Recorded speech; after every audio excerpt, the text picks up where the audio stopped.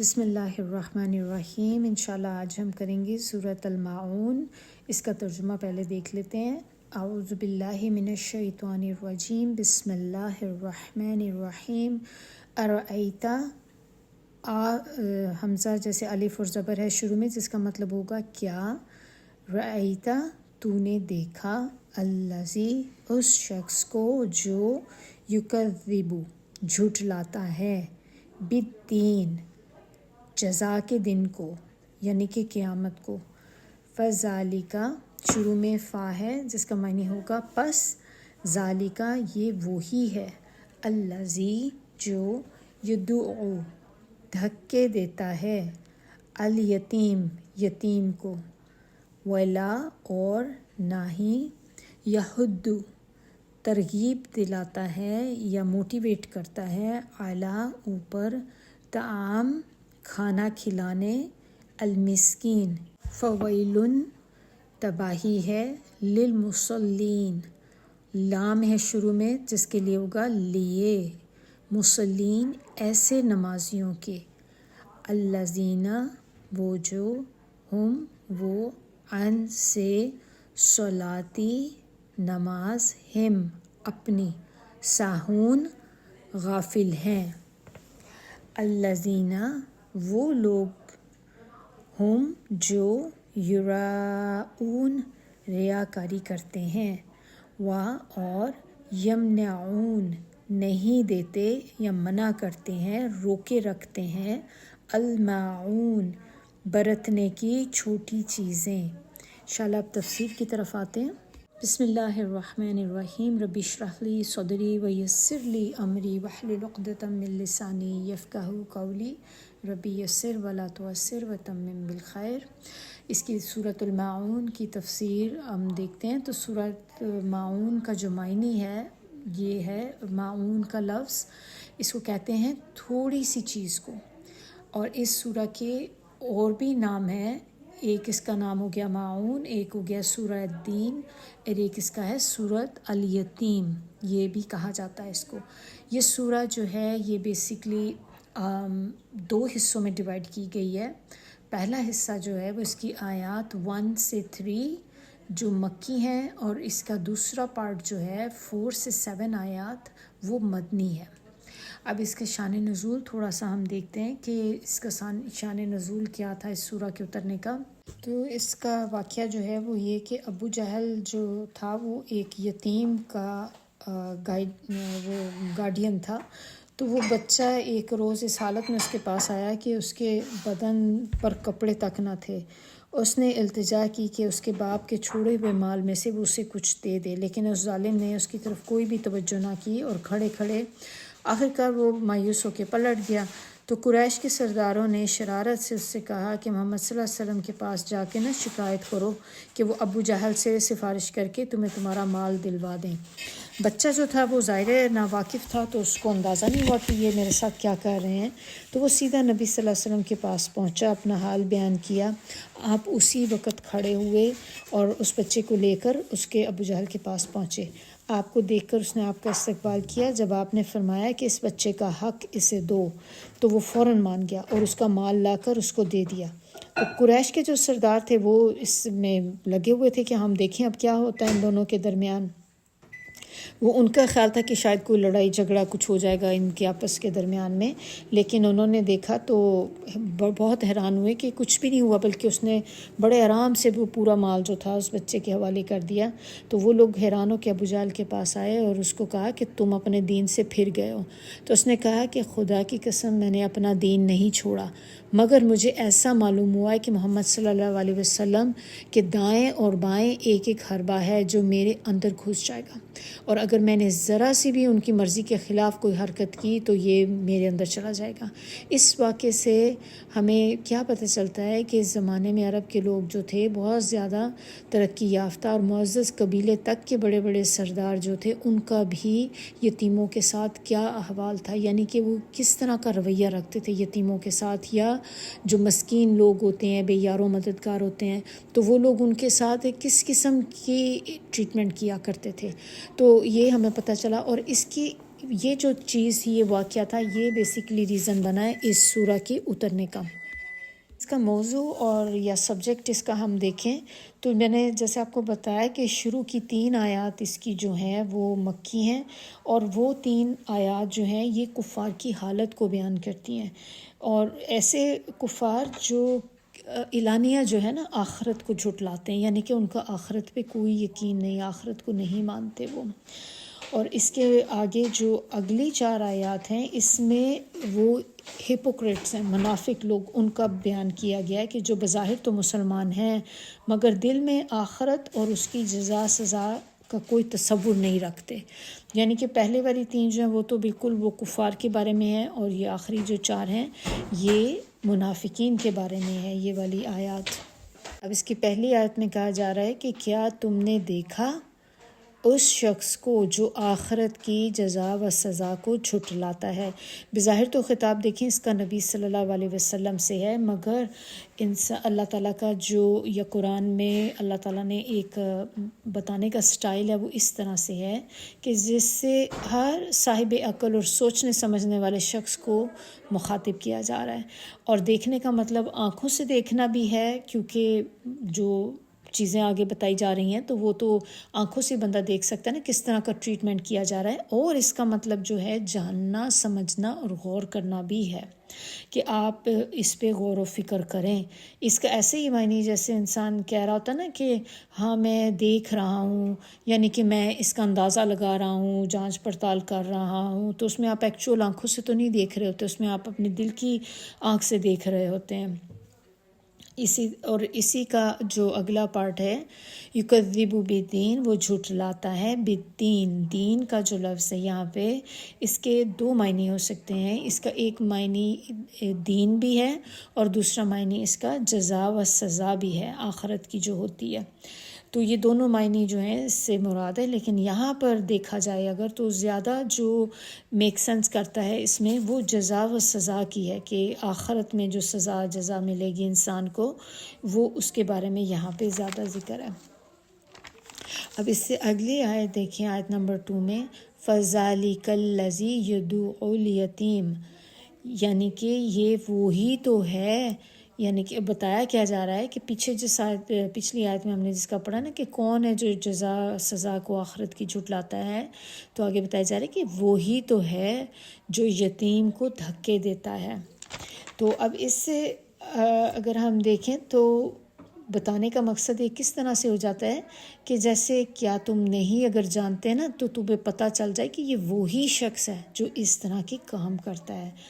اور یدعو الیتیم، یتیم کس کو کہتے ہیں؟ یتیم تو اس بچے کو کہتے ہیں نا جس کا باپ فوت ہو جائے۔ تو ایسا بچہ جس کا باپ نہ ہو وہ کیا ہوتا ہے؟ قابل رحم ہوتا ہے۔ تو اس کے ساتھ تو بلکہ اچھا ٹریٹمنٹ کرنا چاہیے کہ اس کے سر سے ایک شفقت کا جو ہاتھ رکھنے والا تھا وہ اٹھ گیا، تو بجائے اس کے کہ ہم اس کو اس چیز میں اس کو باپ کی کمی کا احساس نہ ہونے دیں، اس کی ضروریات کا خیال رکھیں، تو بجائے اس کے کہ لوگ کیا پھر کرتے ہیں کہ یتیموں کے ساتھ بہت برا سلوک کرتے ہیں، ان کو نوکروں سے بھی بدتر ٹریٹ کیا جاتا ہے۔ تو یہاں پہ یہی بتایا جا رہا ہے کہ وہ یتیموں کو دھکے دیتے ہیں، یعنی کہ معنی کیا ہے کہ یتیم کا ایک تو معنی ہو سکتا ہے کہ یتیم کا حق مارتے ہیں، اس کا مال کھاتے ہیں، پھر دوسری اس کے باپ کی جیسے چھوڑی ہوئی میراث ہے اگر، تو وہ اس سے چھین کر اس سے دھکے دے کے نکال دیا جاتا ہے۔ پھر اس میں ایک چیز یہ بھی ہے کہ اگر یتیم اپنی یا اس سے مدد مانگنے کے لیے آتا ہے کہ میری مدد کر دیں، تو رحم کھانے کی بجائے اس کو دھتکارتے ہیں، اور پھر بھی اگر وہ اپنی پریشان حالی کی بنا پر رحم کی امید لیے کھڑا رہے تو پھر اسے دھکے دے کے وہاں سے دفع کرتے ہیں۔ اور پھر اگلی چیز اس میں اور یہ بھی کیا آتی کہ یتیم پر ظلم ڈھاتا ہے، مطلب اس کے گھر میں اگر اس کا اپنا ہی کوئی رشتہ دار یتیم ہو تو اس کے نصیب میں سارے گھر کی خدمت کاری اور بات بات پہ جھڑکیاں دینا، اس کو ٹھوکریں دینا، ٹھوکریں مارنا اس کو۔ تو یہ تو ہم نے اپنی پریکٹیکل لائف میں بھی اسی طرح ہی دیکھا کہ جو بچے جن کے ماں باپ ہوتے ہیں ان کے رشتہ داروں کی ان کے ساتھ ٹریٹمنٹ جو ہوتا ہے کیسا ہوتا ہے. لیکن جیسے ہی ماں باپ میں سے یا باپ کی ڈیتھ ہوتی ہے تو وہی رشتہ دار، ان کے فیملی والے لوگ پہلے جو بچے کو اتنا پیار کرتے تھے اب اس کو نوکروں کی طرح رکھتے ہیں. اپنے گھر میں اگر رکھیں گے تو وہ سارے گھر کا کام اس سے کرائیں گے، اس پہ ظلم ڈھائیں گے. تو کیونکہ ان کے تو ایک فری کا ایک مل گیا نا کہ ہم اس کو کھلا بھی رہے ہیں تو یہ اب ہمارے گھر کا سارا کام بھی کرے. تو یہاں پہ جو بتایا جا رہا ہے وہ یہی کہ وہ اس طرح کے لوگ جو ہیں جو یتیم کے ساتھ ایسا ٹریٹمنٹ کرتے ہیں، یہ وہ ہیں جو سزا، قیامت کی جو سزا ہے، سزا جزا، اس کا جو ہے یقین نہیں رکھتے. پہلی کوالٹی ان لوگوں کی ہو گئی کہ وہ یتیم کو دھکے دیتے ہیں. دوسری کوالٹی ان کی بتائی جا رہی ہے آیت نمبر 3 میں، وَلَا يَحُضُّ عَلَىٰ طَعَامِ الْمِسْكِينِ، اور نہ ہی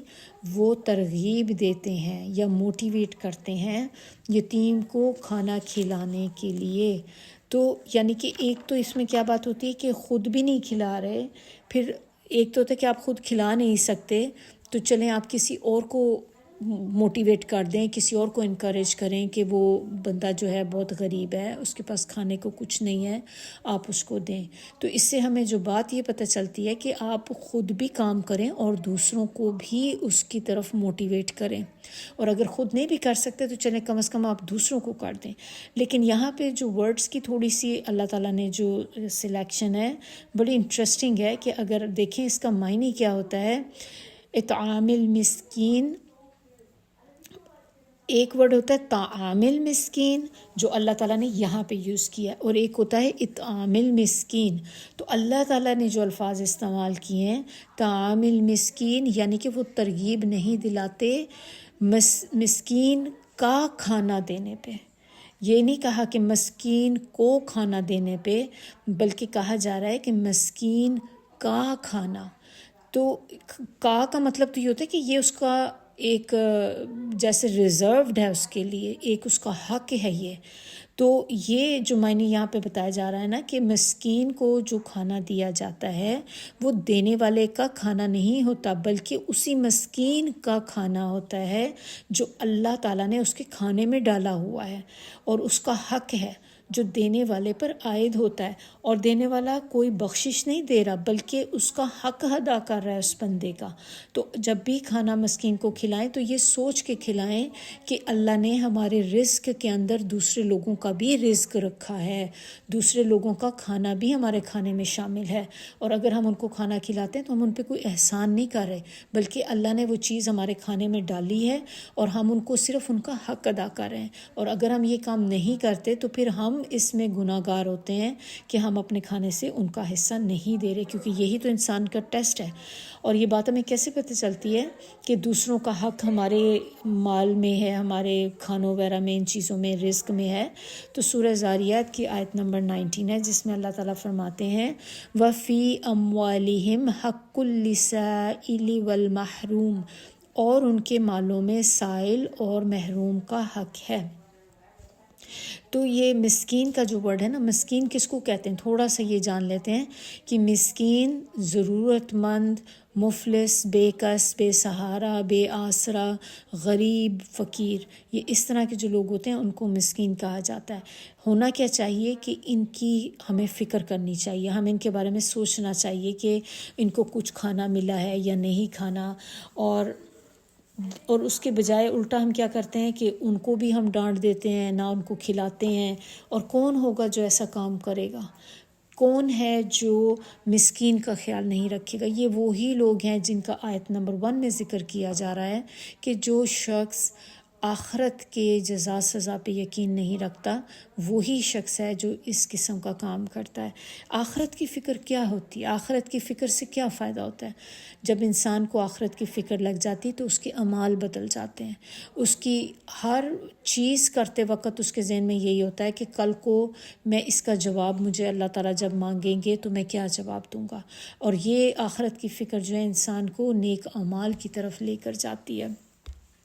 یحدو یہاں پہ جو لفظ یوز کیا گیا ہے اس کا مطلب ہوتا ہے ترغیب دینا، رغبت دلانا، انکریج کرنا، موٹیویٹ کرنا. تو لا یہدو نہیں ترغیب دیتا، وہ شخص اپنے نفس کو بھی اس کام پہ آمادہ نہیں کرتا اور اپنے گھر والوں کو بھی نہیں کہتا کہ مسکین کو کھانا دیں، اور دوسرے لوگوں کو بھی اس بات میں انکریج نہیں کرتا کہ معاشرے میں جو غریب اور جو بھی محتاج لوگ بھوکے مر رہے ہیں کہ لوگ ان کے حقوق کو پہچانیں اور ان کی بھوک مٹانے کے لیے کچھ نہ کچھ کام کریں. یہاں پہ اللہ تعالیٰ نے دیکھیں 2 مثالیں ہمیں دے کر اصل بات یہ بتا دی گئی کہ آخرت کا انکار کرنے والے جو لوگ ہیں یعنی کہ انکار آخرت جو ہے لوگوں میں کس قسم کی اخلاقی برائیاں پیدا کرتا ہے. اصل مقصد ان 2 باتوں سے بتانا یہ نہیں ہے کہ آخرت کو نہ ماننے سے بس صرف یہ 2 ہی خرابیاں ہیں جو انسان کے اندر پیدا ہو سکتی ہیں کہ یہ یتیموں کو دھکے دیتے ہیں اور مسکینوں کو کھانا دینے پہ نہیں اکساتے، بلکہ اس کام کے کرنے سے یعنی کہ آخرت کا انکار کرنے سے انسان کے اندر بے شمار خرابیاں اس گمراہی کے نتیجے میں پیدا ہوتی ہیں. اور 2 چیزیں یہاں پہ جو ہیں یہ فور ایگزامپل یہاں پہ پیش کی گئی ہیں، اور اس کے ساتھ انسان کو یہ بھی بات ذہن میں رکھنی چاہیے کہ اگر یہی شخص خدا کے حضور اپنی حاضری اور جواب دہی کا قائل اگر ہوتا تو وہ ایسی حرکتیں نہ کرتا، اس قسم کے کام نہ کرتا، کیونکہ وہ ان چیزوں کو پھر ایک ثواب کے لیے لیتا کہ کسی غریب کو کھانا کھلانا بہت ثواب کا کام ہے،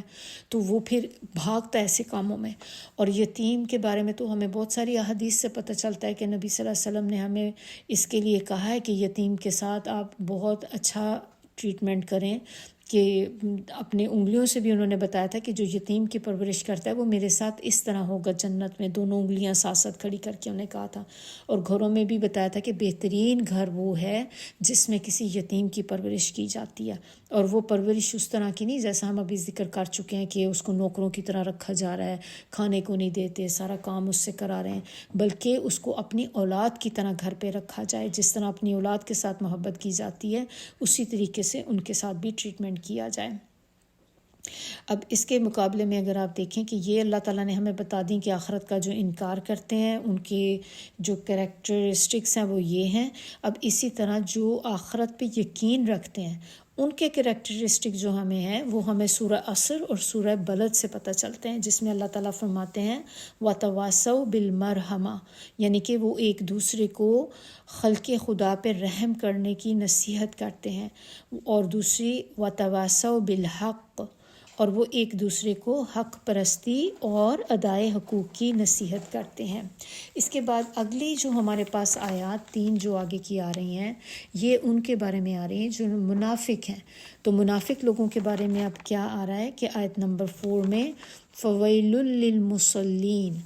فویل پس ویل یعنی کہ تباہی ہے. ویل جو ہے یہ جہنم کی ایک وادی کا بھی نام ہے اور اس کا معنی ایک بہت بڑی تباہی بھی ہے. للمصلین، اور مصلین جو ہے یہاں پہ لوگ ہیں جو نماز پڑھنے والے لوگ ہیں. اب یہ کیسے ہو سکتا ہے کہ نماز جو پڑھ رہے ہیں لوگ تو وہ ان کے لیے تباہی ہے، ان کے لیے بربادی ہے. تو بیسکلی یہاں پہ معنی جو ہیں یہ ان لوگوں کے ہیں جو مسلمانوں کے گروہ میں تو شامل تھے اور ان کے ساتھ نماز بھی پڑھتے تھے، لیکن ان کی نماز صرف دکھاوے کی نماز ہوتی تھی. وہ اپنی نماز جب پڑھ رہے ہوتے تھے تو وہ دل سے نہیں پڑھتے تھے، وہ مسلمانوں کو یہ شو کرانے کے لیے کرتے تھے کہ ہم بھی مسلمان ہیں، حالانکہ وہ اندر سے منافق ہوتے تھے. اور مسلمانوں میں شامل ہونے کا مقصد ہی ان کا یہی ہوتا تھا کہ اس بہانے سے وہ لوگ ان کی اندر کی باتیں جان سکیں گے. تو مصلین کے معنی کیا ہو گئے؟ نماز پڑھنے والے لوگ. تو ان کے لیے تباہی ہے. اور آگے پتہ چل رہا ہے کہ کون سے لوگوں کے لیے. اب یہ سارے وہ نمازی نہیں ہیں جو مسلمان ہیں، جیسے مسلمان لوگ نماز پڑھتے ہیں تو وہ نہیں، بلکہ وہ منافق لوگ ہیں. لیکن مسلمانوں میں بھی ایسے لوگ آ سکتے ہیں جب وہ سرٹن کام کریں، اور وہ کون سے کام ہیں وہ ہمیں پتہ چل رہے ہیں آیت نمبر 5 سے. الذین ہم عن صلاتہم ساہون، یہ وہ لوگ ہیں جو اپنی نماز سے غفلت برتتے ہیں. اب ایک تو ہو جاتی ہے چیز کہ نماز میں بھول جانا، بھول چوک ہو جاتی ہے، لیکن ایسی چیزیں جو ہیں نا وہ دین میں ان کی پکڑ نہیں ہے. بھول چوک ہو جانا، کیونکہ ہم سب جو ہیں بھول سکتے ہیں، انسان ہے ظاہر ہے بھول جاتا ہے چیزیں، لیکن یہ وہ ہے غفلت کرنا، جان بوجھ کے کرنا، جبکہ بھول چوک جو ہوتی وہ جان بوجھ کے نہیں ہوتی، وہ ہوتا ہے کہ جیسے انسان نماز پڑھا تھا ایک دم سے بھول گیا، اب کون سی رکعت میں پڑھی تھی ذہن سے نکل گیا، یہ پتہ نہیں میں نے یہ کیا ہے کہ نہیں کیا، تو اس طرح کی چیزیں جو ہوتی یہ جان بوجھ کے نہیں ہوتی، لیکن جو غفلت برتنا نماز میں وہ انسان جان بوجھ کے کرتا ہے۔ کچھ مثالیں اس کی ہم دیکھ لیتے ہیں جس سے بات ہمیں زیادہ کلیئر سمجھ آ جائے گی کہ غفلت انسان کیسے نماز میں کر سکتا ہے۔ ایک تو یہ کہ نماز پڑھی یا نہیں پڑھی اس کی کوئی امپورٹنس ہی نہیں ہے اس شخص کی نظر میں، کہ اس کو اس سے کوئی فرق نہیں پڑتا نماز کا ٹائم ہو گیا ہے مجھے اب نماز ادا کرنی ہے، وہ اپنے جو کام کر رہا ہے وہ اسی میں ہی لگا رہے گا، اپنے کاموں میں بزی ہے، اور کوئی اس کو نہیں ہو رہا اذان ہوئی ہے، اذان کا وقت ہو گیا یا اذان ہو گئی، اذان سن لی تو یہ کیا چیز ہمیں بتا رہی ہے اذان، تو اس کے لیے اس چیزوں کی کوئی امپورٹنس نہیں ہے، تو وہ یعنی کہ سننے کے باوجود جاننے کے باوجود بھی نماز کو پیچھے چھوڑا ہوا ہے، نماز کو اگنور کر رہے ہیں۔ اور چیز اس کے اندر کیا آتی ہے کہ نماز پڑھتے ہیں تو اس طرح سے کہ نماز کا ٹائم جا رہا ہے لیکن ان کو احساس نہیں ہو رہا ہوتا، اور وہ دیکھتے ہیں کہ اچھا ابھی تو بہت ٹائم ہے نماز کا، کوئی نہیں میں اپنا کام پہلے یہ ختم کر لوں پھر میں وہ نماز پڑھ لوں گی، کوئی نہیں میں پہلے یہ اب کھانا بنا رہی ہوں پورا کھانا پہلے کمپلیٹ کر لوں پھر نماز پڑھ لوں گی، آخر میں کرتے کرتے کیا ہوتا ہے کہ جب ٹائم بالکل قریب ہوتا ہے ختم ہونے کے تو وہ جلدی سے اٹھ کے نماز اپنی 2-4 ٹھونگے مار لیتے ہیں، تو یہ والی جو چیز ہے یہ بھی نماز میں غفلت کو کرتی ہے۔ پھر اس میں یا تو پھر یہ کہ یہ بھی چیز ہو سکتی ہے کہ نماز کے لیے اٹھتے تو ہیں ٹائم پہ لیکن اٹھتے بے دلی کے ساتھ ہیں، اور پڑھ لیتے ہیں جیسے ان پہ کوئی مصیبت نازل ہو گئی کہ یہ بھی ایک اب کام ہے جو کرنا ہے، اس کو ایک بوجھ سمجھ کے ادا کرتے ہیں۔ پھر نماز اگر پڑھ رہے ہیں تو اس میں بعض اوقات کچھ لوگ جیسے اپنے کپڑوں کے ساتھ کھیلنا شروع کر دیں، کپڑے ہاتھ میں لپیٹنا شروع کر دیں، پھر لوگ نماز میں یوننگ کرتے ہیں، جمائیاں لینا،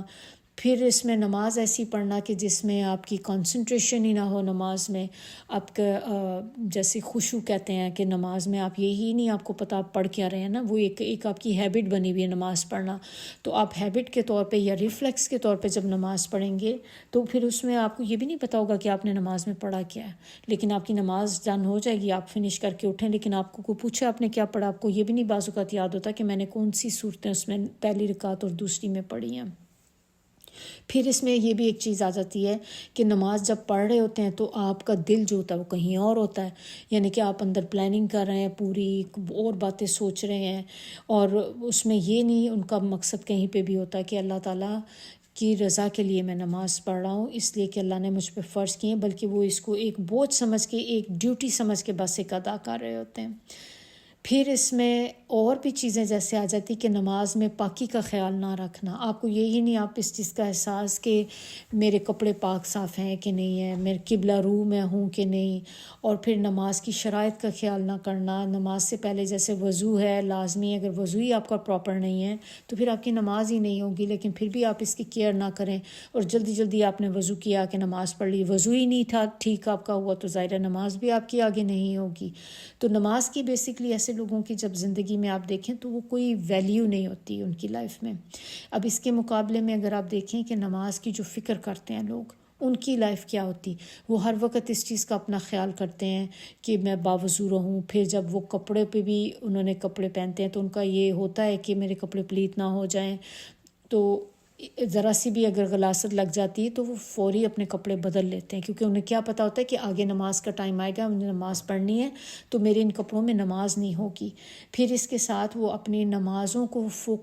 پوائنٹ آف فوکس ان کا جو ہوتا ہے ان کی نمازیں ہوتی ہیں کہ وہ کہیں پہ بھی آ جا رہے ہوں گے تو ہمیشہ یہ سوچیں گے کہ اگر میں اس وقت پہ باہر نکلوں گی تو میری نماز مس ہو جائے گی، کہاں پڑھوں گی نماز، یا گھر میں ہم فنکشن رکھیں تو وہ اس طرح کے ٹائمنگز رکھیں کہ جس سے لوگوں کی نماز مس نہ ہو، تو وہ کوئی بھی کام جب اپنا کرتے ہیں تو اس میں نمازیں جو ان کی ہوتی ہیں وہ ان کی ٹاپ پرائرٹی ہوتی ہیں۔ تو ایک نبی صلی اللہ علیہ وسلم کی حدیث ہے بخاری مسلم اور مسند احمد کی، جس میں نبی صلی اللہ علیہ وسلم نے فرمایا ہے کہ یہ منافق کی نماز ہے، یہ منافق کی نماز ہے، یہ منافق کی نماز ہے، عصر کے وقت بیٹھا سورج کو دیکھتا رہتا ہے یہاں تک کہ جب وہ شیطان کے دونوں سینگوں کے درمیان پہنچ جاتا ہے، یعنی کہ غروب کا وقت آ جاتا ہے، تو اٹھ کر 4 ٹھونگے مار لیتا ہے جن میں اللہ کو کم ہی یاد کرتا ہے، یعنی کہ اس وقت اس کی صرف ایک اس کا فوکس جو ہوتا ہے کمپلیشن پہ ہوتا ہے کہ بس میں ڈن کر دوں، کسی طرح اوور ڈن ہو جاؤں اس کو، اور لیکن اس کا یہ مقصد بالکل بھی نہیں ہوتا کہ اللہ کی رضا ہے، میں اللہ کے لیے پڑھ رہا ہوں تو جلدی جلدی، اور نہ اس میں پورے طریقے سے اس کے رکن ادا کرنے نماز کے، یعنی کہ سجدہ رکوع وغیرہ جو ہیں ان میں بھی کمی ہوتی ہے اس کے۔ اس چیز پہ ایک تھوڑی سی بات ہے کہ یہ بھی سمجھ لینی چاہیے کہ نماز میں دیکھیں دوسرے خیالات تو آ ہی جاتے ہیں، اور انسان ہے تو ظاہر ہے کہ خیالات آئیں گے، آتے رہتے ہیں ہر وقت، تو نماز کی طرف کبھی متوجہ ہی نہ ہونا اور اس میں ہمیشہ دوسری باتیں سوچتے رہنا، یہ ایک ڈیفرنٹ بات ہے، اور نماز میں خود سے خیالات آ جانا دوسری بات ہے۔ انسان جان بوجھ کے، جیسے دیکھیں جب آپ کے خیالات دل میں آتے ہیں اور آپ ایک دم سے نماز پڑھ رہے تھے، آپ کے دل میں خیال آنا شروع ہوئے، لیکن جیسے ہی آپ کو اس کا احساس ہوتا ہے آپ اس چیز کو جھٹک دیتے ہیں۔ تو مومن جو ہوتا ہے اس کو جب بھی یہ احساس ہوتا ہے کہ نماز سے اس کی توجہ ہٹ گئی ہے تو پھر وہ کوشش کر کے واپس فوکسڈ ہو جاتا ہے نماز کی طرف۔ جبکہ جو دوسری حالت ہے کہ جس میں انسان خود سوچتا ہے، جو غفلت برتنے کی تعریف کے اندر آ جاتی ہے چیز، اس میں کیا ہوتا ہے کہ انسان صرف ایک نماز کی آپ کہہ لیں کہ ایکسرسائز ہی کر رہا ہے، اور اس میں اللہ کی یاد کا تو کوئی بھی ارادہ اس کے دل میں نہیں ہوتا۔ نماز شروع کرنے سے سلام پھیرنے تک اس کے دل میں اللہ کی طرف سے کوئی بھی ایک نہیں ہوتی کہ یہ کام کس لیے میں کر رہا ہوں۔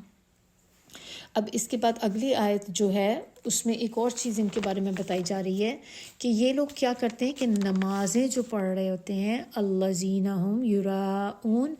وہ دکھاوے کی نماز پڑھتے ہیں،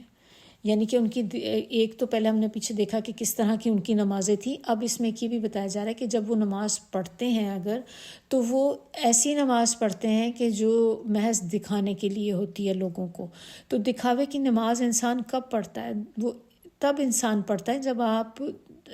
کسی کے سامنے اپنا آپ ایکسپوز نہ کرنا چاہ رہے ہوں، آپ شو کرنا چاہ رہے ہوں میں بہت اچھا مسلمان ہوں، اور اندر سے آپ نہیں ہوتے ویسے، لیکن آپ دوسرے کے سامنے جسٹ اس کو دکھانے کے لیے آپ نمازیں پڑھیں گے۔ تو ایسی نماز کیسے ہمیں پتہ چلتی ہے کہ یہ دکھاوے کی ہے یا نہیں؟ کہ اس میں انسان اپنا خود کا اگر ہم نے جائزہ لینا ہے تو آپ دیکھیں کہ جب آپ اکیلے میں نماز پڑھتے ہیں تو آپ کی نماز کیسے ہوتی ہے، اور اسی طرح جب آپ ایک گیدرنگ میں بیٹھ کے نماز پڑھ رہے ہوتے ہیں یا کسی اور شخص کے سامنے بیٹھ کے نماز پڑھ رہے ہوتے ہیں تو اس وقت آپ کی نماز کیسے ہوتی ہے؟ کیا دونوں حالتوں میں آپ کی نماز سیم ہوتی ہے؟ اگر آپ کی نماز تنہائی میں زیادہ بہتر ہے بنسبت کسی دوسرے کے سامنے پڑھنے کے، تو اس کا مطلب کہ آپ مومن ہیں، کیونکہ اکیلے میں تو انسان کو کون نہیں دیکھتا نماز پڑھتے سوائے اللہ کی ذات کے، کوئی نہیں دیکھتا، لیکن جب آپ لوگوں کے سامنے ہوتے ہیں تو اس وقت تو آپ لمبے لمبے رکوع کر رہے ہیں، لمبے لمبے سجدے کر رہے ہیں، اور جب آپ اکیلے میں ہوتے ہیں تو آپ جلدی جلدی نماز پڑھ کے نکل جاتے ہیں۔ تو یہ بھی منافق کی نماز جو ہوتی دکھاوے کی نماز میں آ جاتی ہے۔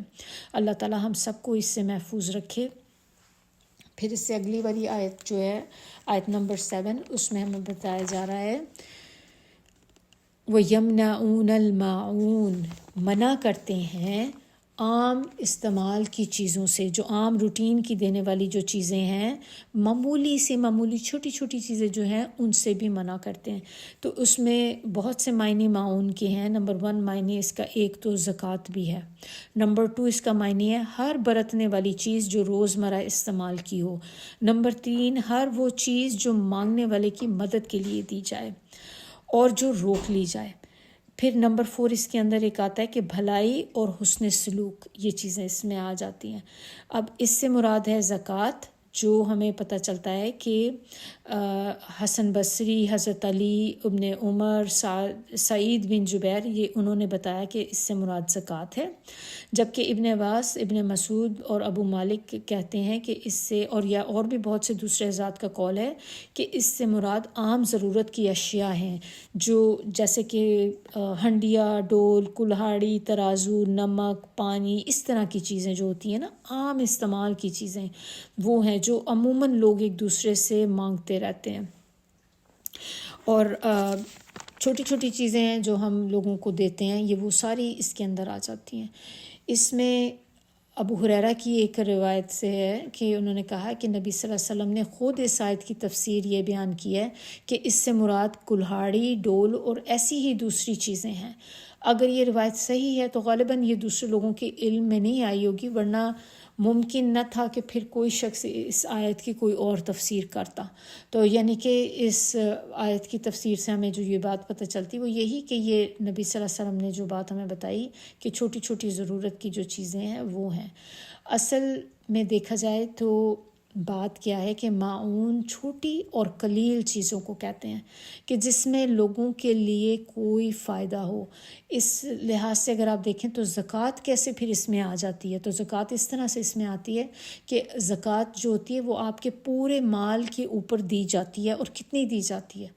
2.5%۔ اور وہ کتنا ہے؟ آپ کے مال کا بہت ایک چھوٹا سا قلیل حصہ ہے جو ہم غریبوں کو دیتے ہیں ان کی مدد کے لیے۔ اور دوسری اس میں جو چیزیں معاون میں جو ہیں وہ ایسی چیزیں آ جاتی ہیں کہ جن کو دینے سے انسان کسی بڑی مشکل میں نہ گرفتار ہو جائے۔ تو یعنی کہ کچھ چیزیں ایسی ہوتی ہیں جو ہمارے پاس بہت ایکسٹرا ہوتی ہیں، تو اگر اس میں سے ایک آدھ ہم دے بھی دیں گے کسی کو، جیسے اب نمک بھی ہے تو ظاہر ہے ہم ڈیلی استعمال کے لیے نمک تو روزانہ نہیں خرید کے لے کے آتے، یوزلی آپ بگ پیکٹ لے لیتے ہیں، بلک میں لے لیتے ہیں، تو وہ چیز آپ کے پاس ہے، اگر آپ کا نیبر اس میں سے آپ کے کچھ مانگ لیتا ہے تو اس سے آپ کی کوئی کمی واقعہ نہیں ہو جاتی، یعنی کہ آپ کو کوئی نقصان نہیں اس کا اٹھانا پڑے گا۔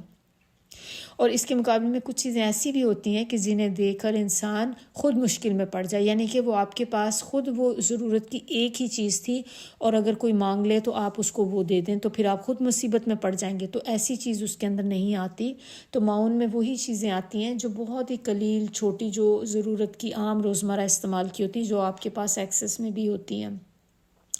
اب اس آیت کو بتانے کا جو مقصد ہے کہ نقصان کیوں اتنا بڑا ہے، بیسیکلی کہ یہ عام ضرورت کی استعمال کی ہماری چیزیں ہیں، لیکن ان کی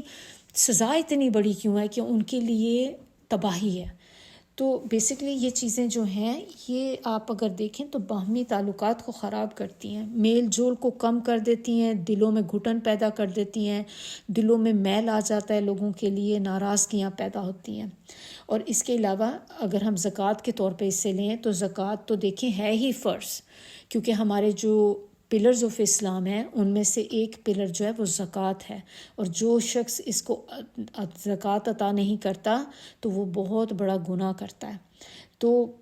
ہمیں جو لیسن اب ان چیزوں سے ملتا ہے کہ دیکھیں پکڑ بڑی چیزوں پہ بھی ہے، یعنی کہ نماز دیکھیں کہ فرائض میں سے ہے، پکڑ بڑی چیزوں پہ بھی ہے اور چھوٹی چیزوں پہ بھی ہے، معمولی استعمال کی برتنے کی چیزیں جو ہیں ان پہ بھی ہے، تو پکڑ جو ہے وہ دونوں پہ ہے۔ لیکن کامیاب کون ہے؟ کامیاب وہی شخص ہے جو ان دونوں میں ہر حال میں اللہ تعالیٰ کو یاد رکھے، آخرت کو یاد رکھے اور اس کی توجہ آخرت پہ ہی رہے کہ میرا کل کو آخرت میں کیا انجام ہوگا۔ اس کے ساتھ ہی ہماری سورہ ختم ہوتی ہے۔ سبحانک اللہم و بحمدک نشہد ان لا الہ الا انت نستغفرک و نتوب الیک۔ سبحان ربک رب العزت عما یصفون وسلام علی المرسلین والحمد للہ رب العالمین۔ ربنا تقبل منا انک انت السمیع العلیم وتب علینا انک انت التواب الرحیم۔ السلام علیکم ورحمۃ اللہ وبرکاتہ۔ اعوذ باللہ من الشیطان الرجیم، بسم اللہ الرحمن الرحیم۔ أرأيت الذي يكذب بالدين فذلك الذي يدع اليتيم ولا يحض على طعام المسكين فويل للمصلين الذين هم عن صلاتهم ساهون الذين هم يراءون ويمنعون الماعون۔